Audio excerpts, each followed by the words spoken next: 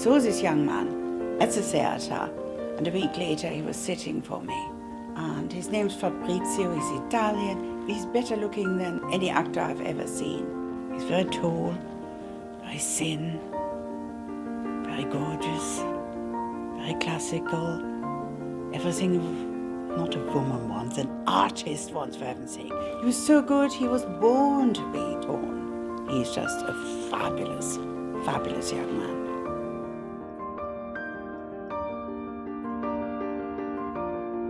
David stayed with me for a while and he became my model. He was very patient. So he stood in my garden for 4 hours whilst I did this painting because he was a martial arts person. And all of a sudden, the whole picture was swathed in blood. Not just real blood. In the background, it's sort of just falling everywhere. And I really don't know what happens to me when I do certain pictures. Something from well inside comes out, and I don't know where it comes from, but it's bloody brilliant.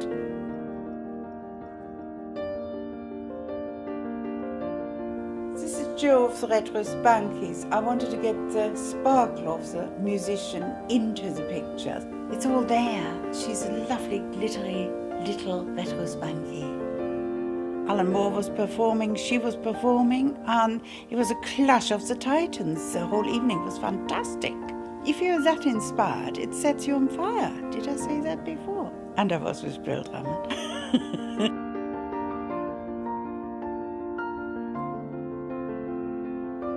Saskia has this passion about her, which I try to get. Those eyes are just hauntingly beautiful. She's not just a musician, she is just a beautiful person all around. And you just wanted to capture the entire being. And, she has this magnificence about her and broodiness, and I like that in people. She inspired me.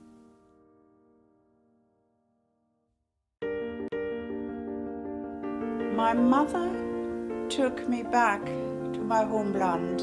We went to this particular spot on the Baltic Sea, and it's called Windenburger Ecke.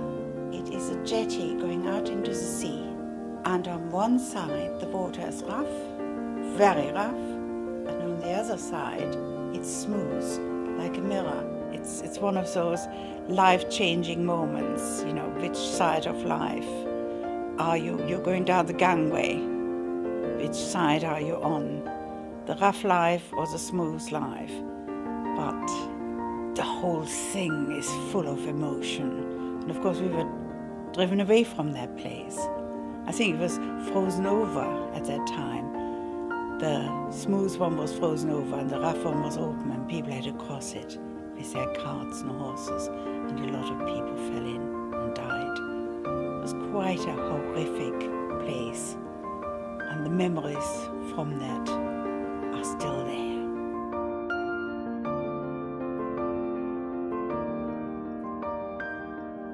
This painting is part of my East Prussian adventure. These stones were holy. They were on top of a mountain called Rombinus, and the legend was if they were toppled, the land would fall. And the land did fall, but the stones look like people walking away, forever haunted, forever persecuted. When we finally found them, because roads have disappeared in my country, it was just a little path off the main road into a ditch, and between two bushes was a daisy chain, and nobody saw it.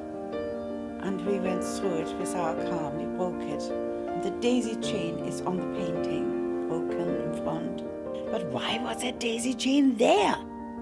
There's still somebody mystical living there. There's still people who have the same feelings we had. And the dancing in the background, it used to be summer solstice when they all used to make their way up on top of that hill. My grandfather's buried on top of that hill. And a very, very famous freedom fighter. So, what were we? Russians? Lithuanians? Russians? What were we?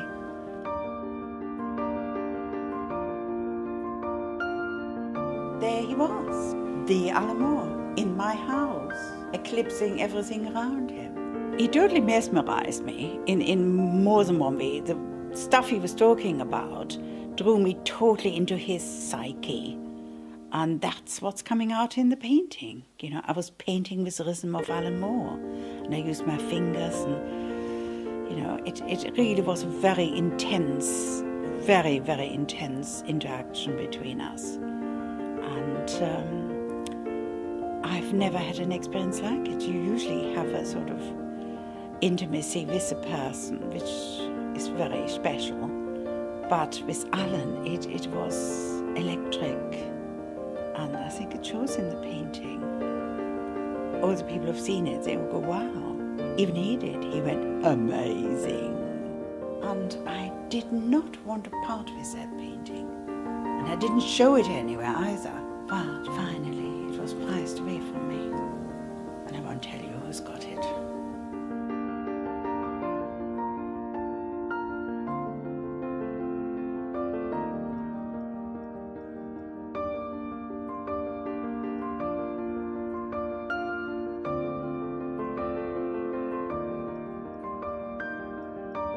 Elke Pollard.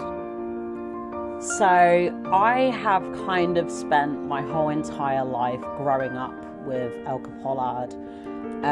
She is kind of like a neighbour. She lives literally like one road down from where I live in Northampton. And so I've kind of known Elke Pollard since the age of possibly 8 to 9, I think.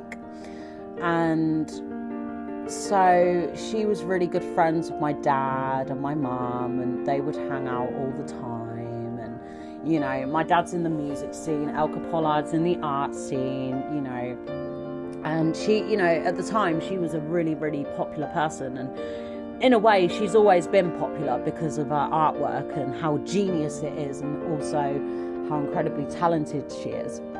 So basically, obviously I've spent so many years growing up, and we've been growing up together.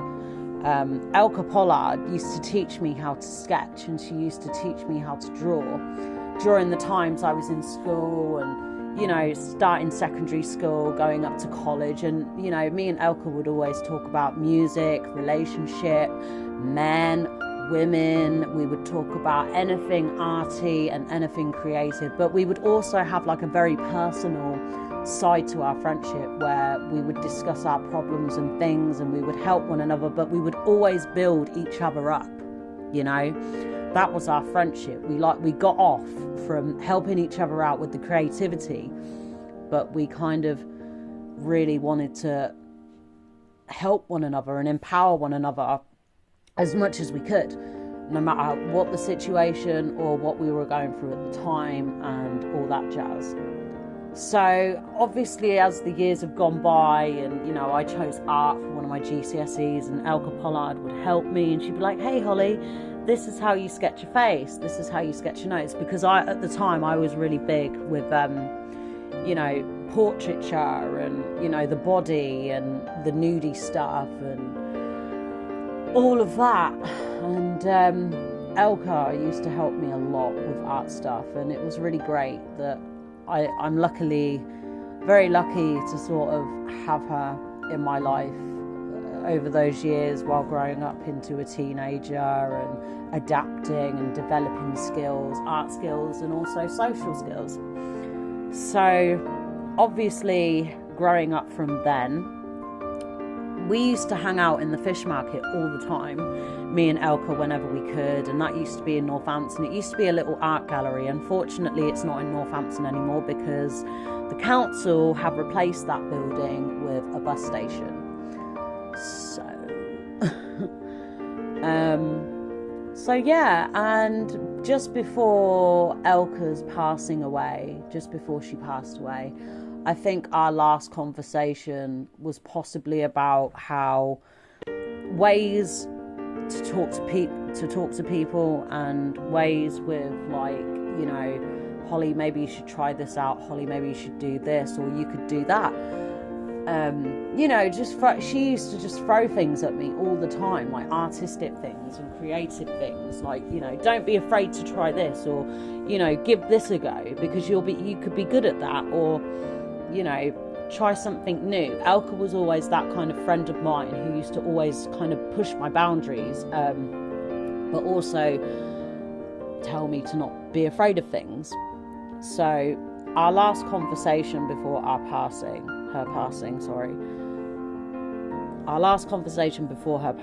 she basically was really, really happy for me and my music and how, you know, I was gonna do it. And I was just telling her how, like, I'm gonna do a music video, like, I can't wait to show you it.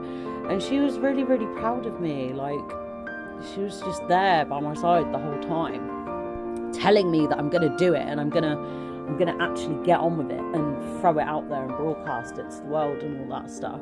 And Elke was a massive inspiration, and she will always be a big part of my life as a friend. And I'm just very lucky to have known her the way that I've known her, and to even be lucky to have a really good friendship with Elke Pollard, a very long-term friendship with Elke Pollard. So yeah.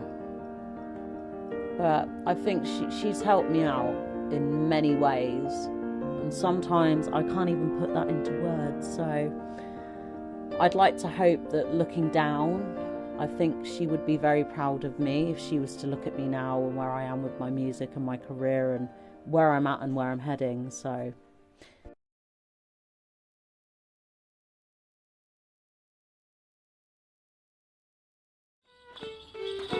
dangerous bit, here we go! You're gorgeous. Well taken. I put him down, I put you down.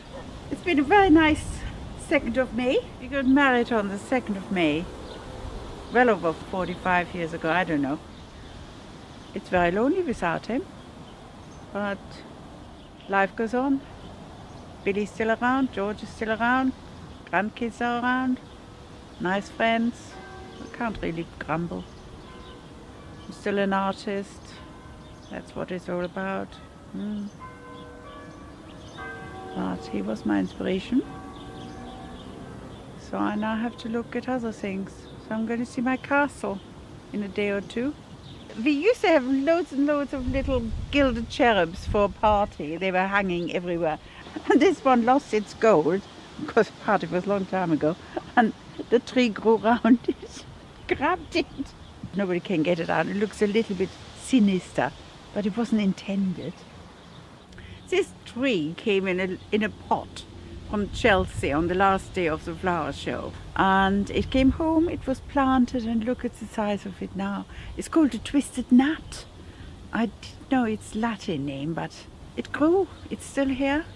We love it. Reminds us of Malcolm. Twisted nut. Didn't say that. A twig of this is in my front room, a large one, and that is my tree of life. If I've been to seaside, I put shells on it, some umber beads on it, which Malcolm gave them to me as a present. Those wonderful little flashes were like Malcolm talking in Morse code, because his last sculpture was "Be prepared." It was a scout's motto, and maybe he was trying to flash something to us. Hello, you beautiful people, I'm still with you.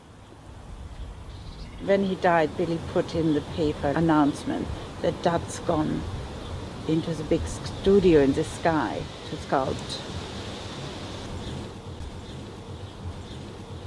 There's Malcolm in here. Malcolm's soul. Did I tell you? What is his garden? It's his garden.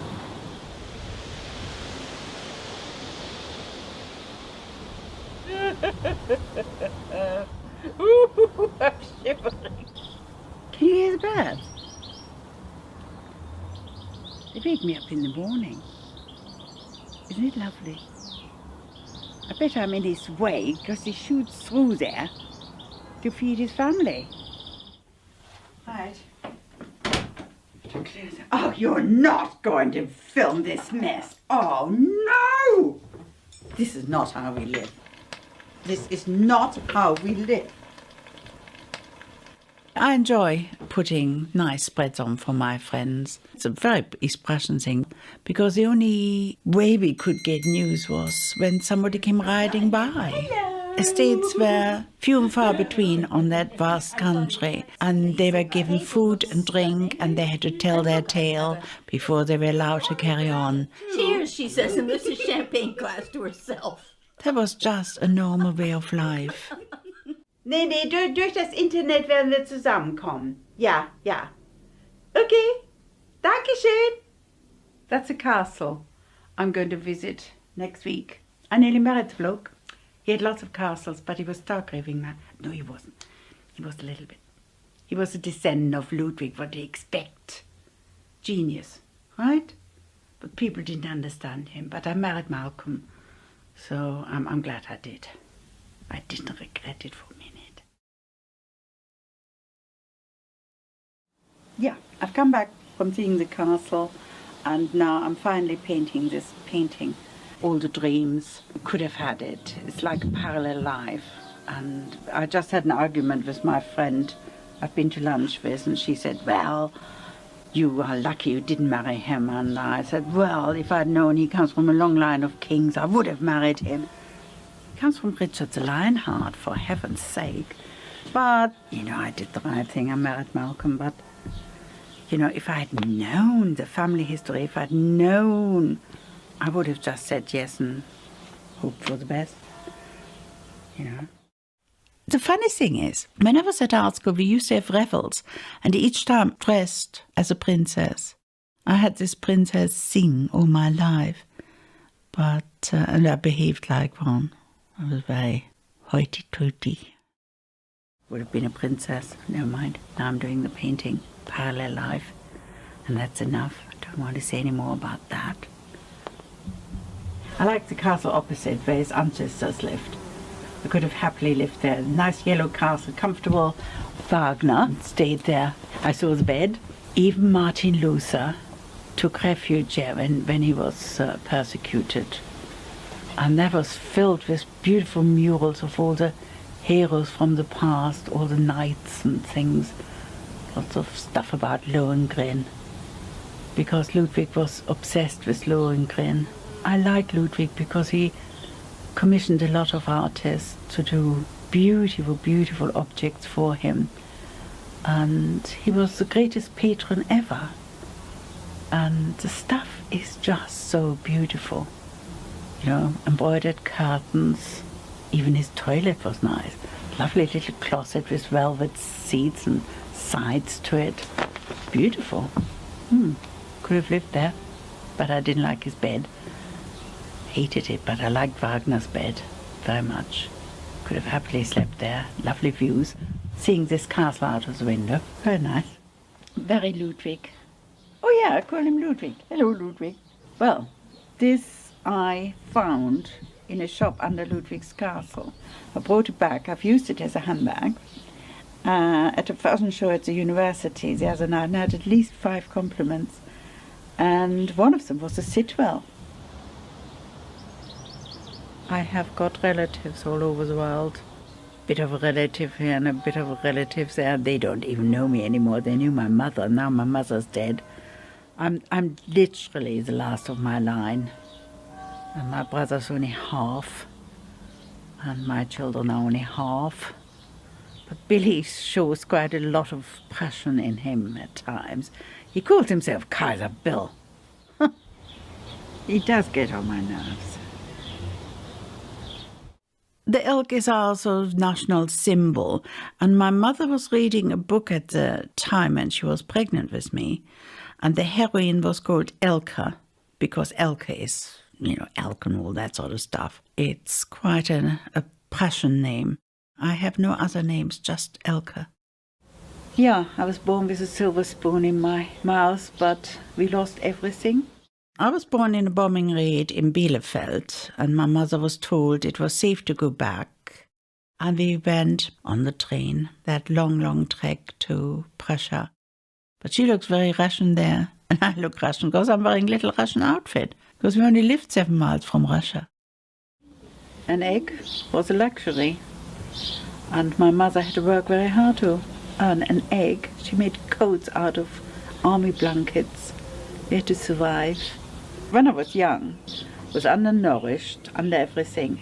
When I finally started school, I was 7 years old because they sent me back. She said, she's too small, we can't have her.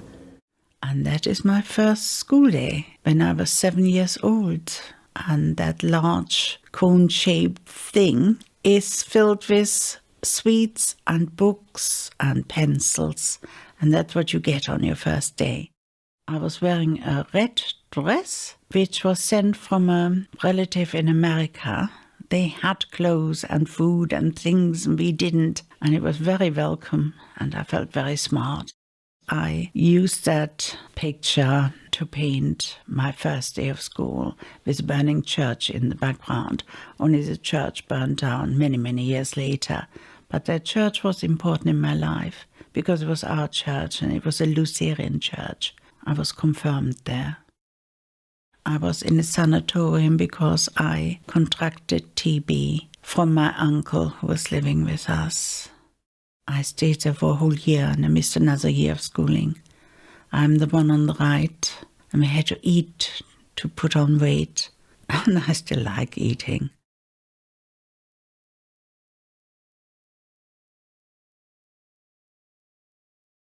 That is my confirmation day in my white dress, and my mother cut my fringe very short because I was starting to be rebellious with a long fringe.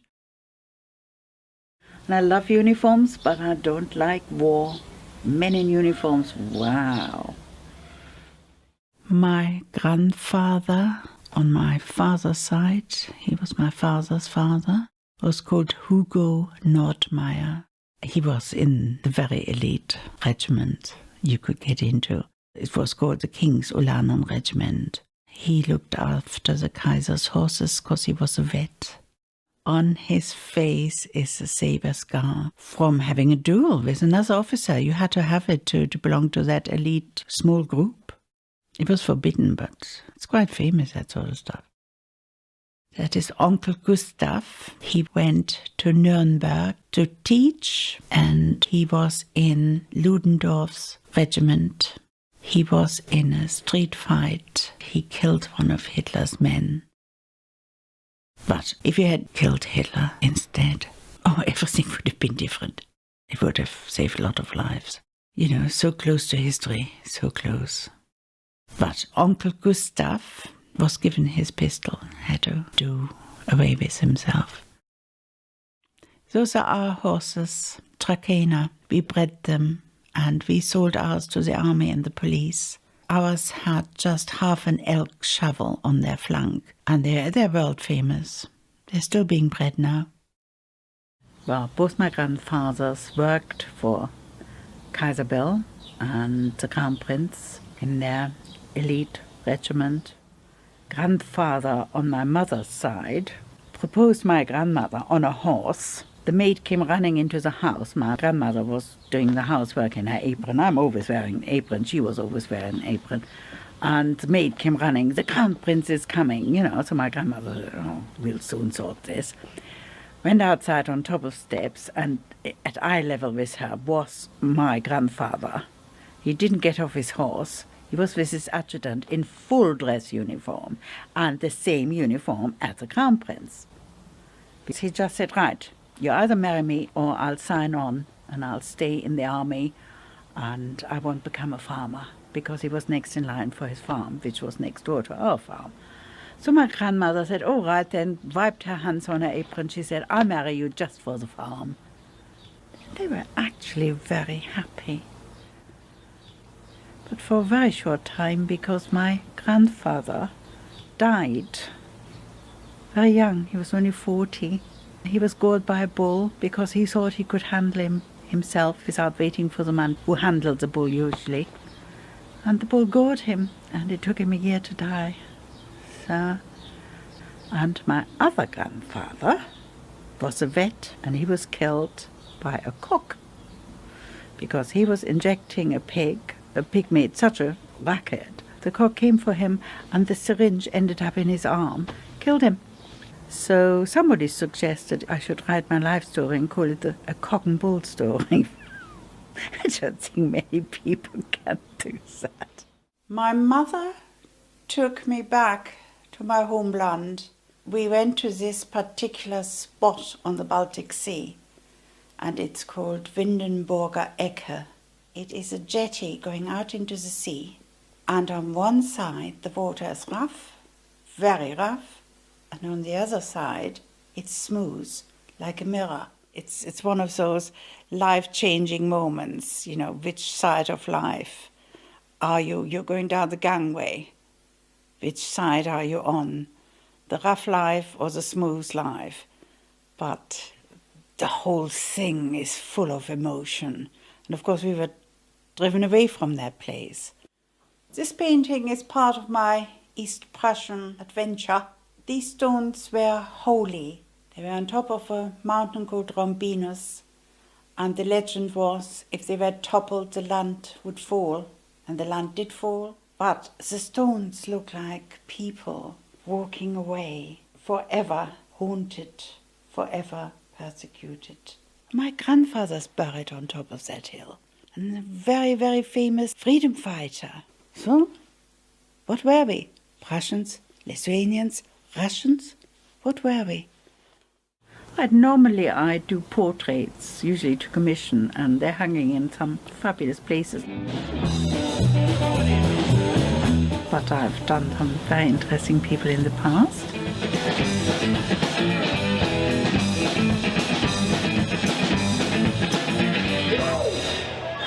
Thank you so much. You've been an absolute pleasure to play for. The immaculate artwork on this was done by this beautiful woman right here, and she would be really happy to sign your copy of the CD, and that really would make it a collector's item. And that's my favorite work, because give me a beautiful face, or any face. To me, it's like walking across a landscape and the soul of the person, and the intimacy between you and the sitter is very, very special. And I really, really love it. Oil paintings take about 12 sittings. The Alamore took 4 hours because he only gave me 4 hours, so I had to be prepared for him. When he arrived, he was overwhelming. I opened the door to him, and the world went black because he cut out the whole light. He was so big.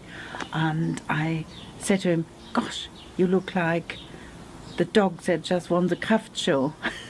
And he said, "It's the first time I've been compared to a dog. What was it?" And I said, a giant schnauzer. So we nearly didn't hit it off. And then he took his big long coat off, put his stick in the corner, and underneath he wore a tatty old knitted blue jumper, and settled down, and I started to go for it. I did their painting in 4 hours with my fingers, and he talked all the time, and he didn't smoke. I didn't even know he smoked. And he's a chain smoker. Anyhow, it was fantastic. He talked, and the stuff he said was just so special. I was floating in every way. I got a Christmas card from Bill Drummond. Oh, you mean about this painting? Oh, that one.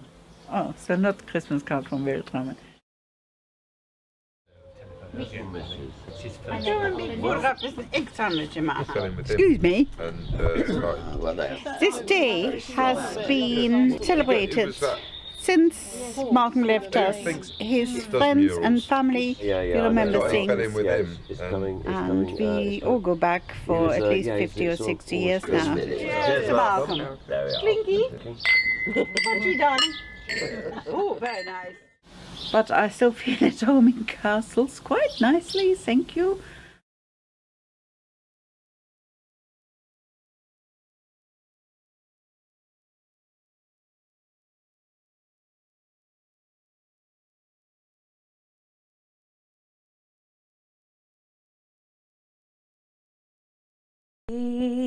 This man outside the bride law, and he's smoking so much. One guy. So basically, one guy was about this man that I met, and he was a guy who made amps and he was basically a bit of a dickhead. Basically, I met him and we were drunk and he was all over me. And then a couple of days later, after texting, he basically was just trying to play me. So before I wrote about him and I found out the truth, bearing in mind I must have known him for about 5 days and I was kind of slowly getting into him. And then it fucked up because he was just playing with me, like playing around like a big player, you know, thinking he's all the shit. And yeah, so I think this random little demo kind of speaks for itself. Musically, I was trying to go for something a bit reggae-ish and a bit different. Lyrically, I think it's cheesy. And, you know, it's a good song to wind your hips to, but I don't think I will ever release this random little demo. Because, I don't know, it's just wrong. But anyway, this is Hollie May, One Guy.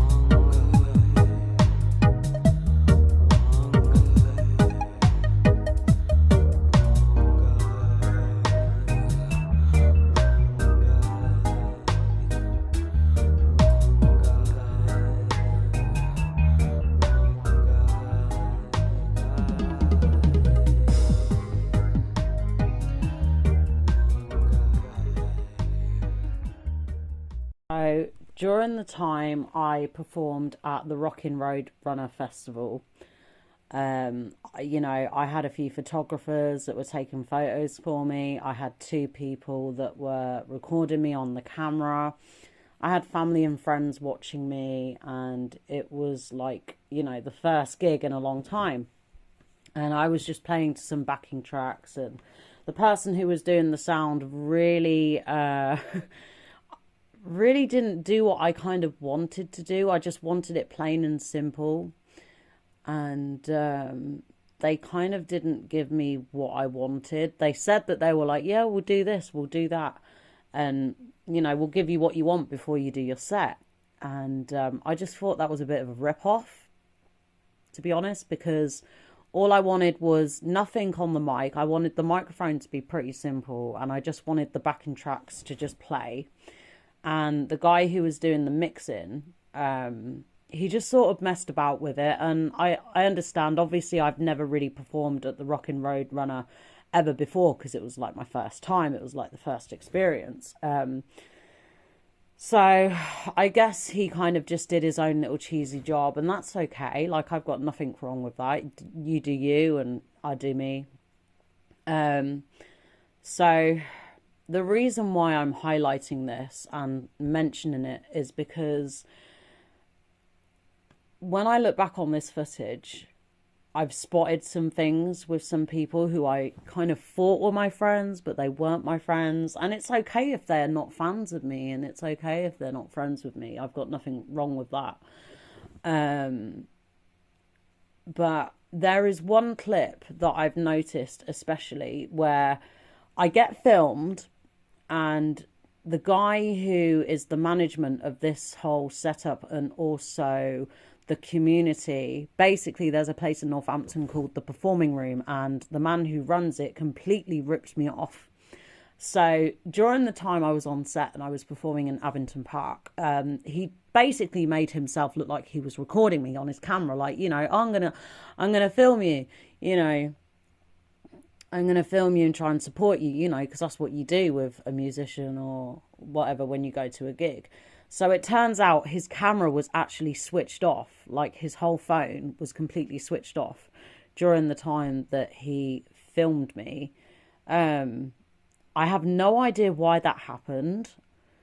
And I also realised as well throughout this experience that during the time I did my gig, the people who were a part of the performing room, you know, like the young teenagers that were there, you know, the people who go there regularly, because it's basically all about disability. And obviously I just wanted to perform there. I didn't want to make it about my disability. I didn't want to make it about my ego or anything. I just wanted to sing and just be myself. And they kind of took me the completely wrong way. And I didn't like that, because I just didn't like that. I didn't want to make it about my disability, even though the whole entire thing was about disability. I just wanted to go up there, sing my heart out, go home, cool. So yeah, reflecting back on it, the people around me just made it more complicated for no reason whatsoever. And I don't know whether it's because maybe my talent is too much for some people, or maybe my confidence is pretty overboard and people maybe saw that and felt a little bit like, oh my God, what the hell is going on? This girl is crazy. You know, people have their own opinions and their own thoughts when it comes to a young petite girl or any kind of woman who is confident. And it's the same when a guy is confident, but that's a completely different story. So, you know, I've got all this video footage and I've reflected on it, every single bit of footage. And it's crazy, because in my life at this time, I was slowly starting to stop drinking, and I was eating more than I was at the gym, and I was just trying to do good for myself. But it really kind of made me feel a way that the people around me during the time I was doing this gig, they didn't support me as much as I thought they would. They were just kind of there to try and make me look really bad. And instead of saying, wow, Hollie, you did a great gig, thank you so much for performing, after I left that gig, okay, I understand that teenagers and youths, you know, they make jokes and they laugh on you and they talk crap, and obviously they don't know much about the world and all that stuff. You know, they don't know much, right? I get that. But once I left the gig and I finished my set, I didn't get a single genuine, thank you, Hollie, for performing. I really loved what you did, or something. You know, I really loved your spirit or your stage presence. All I got was a bunch of people that ended up just laughing at me. And that kind of really made me feel like shit. And I don't know why, because all I did was just be myself and just be in the moment. And I just wanted to make people laugh and smile, and you can tell how happy and content I am in these like whole films itself, where I'm just gigging my gut, you know, singing away like there's no tomorrow. And it really saddens me, because at a gig or whenever you're performing, people should always, you know, when they're like, hey, yeah, it's your time to go on, people should always appreciate who you are and what you have. And the fact that I did a whole set that was almost like it must have been like an hour long or a half hour, because I was basically the first act to go on their stage at the time. And it kind of makes me feel a little bit kind of shit that these people, instead of saying, hey, you know, your voice is great, I really like your talent and what you're doing, and I felt like they wanted to make my disability look like the object. You know, look at this girl, she's young, she has one eye. And that's what it felt like when I left and I was walking home, and after I did the whole entire set, I felt like my face was an object and they didn't actually see me as a fucking person. And I didn't like that. You know, just because I'm performing at a festival that's about disabilities and people with differences doesn't mean that when I'm on stage, oh, let's just objectify the fact that this person has one eye and we should make it all about the eye. Because I kind of remember a lot about that day, and just before I did the set, a lot of people came up to me and all they wanted to talk to me about was my face, and I didn't appreciate that. I just wanted to talk to people and ask them, hey, how's your day? How is your life going? What are you doing later? Do you want to hang out later? Shall we ring up? Shall we go out? Like, do you want to chill? And it's like, dude, I'm on set, giving literally everybody a little piece of me, singing to these cheesy little backing tracks, you know, because it was my first gig in a very long time. And obviously I gig whenever I feel ready to, because that was how it was at the time. And the people who were sorting out the whole set behind me were just objectifying my face. And when I stopped singing halfway through, you know, before the next song, I would hear people talk about my face from sides of the stage, and also the people behind me, you know, because there were a couple of people as well. It doesn't always show in some of these video clips, but they were talking about my face and talking about me in almost like a bullying manner instead of being really supportive. But it really makes me upset that, you know, I sung for a whole entire hour or half an hour, and these people just wanted to make it about my face. It's just so uncomfortable for me when people do that to me, because I don't want everything to be about my face. I want people to know that I have a voice and I can sing, and I want you to hear me sing. I want you to listen to me when I sing.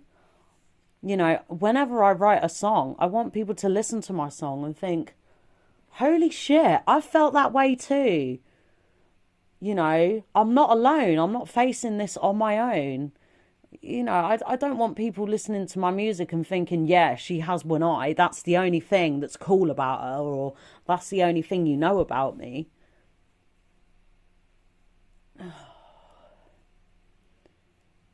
You know, there's just no need for it.